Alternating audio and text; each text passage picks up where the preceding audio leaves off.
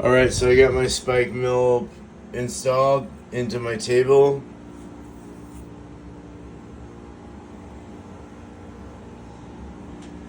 And underneath, I cut a little hole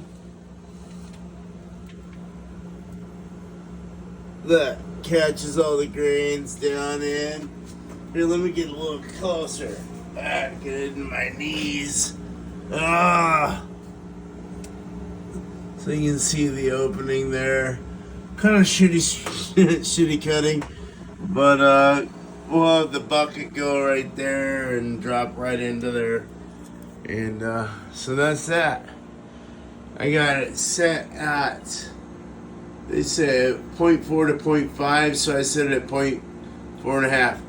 So I'm gonna probably do a crush test to see where I like it. Cheers. Cheers, man.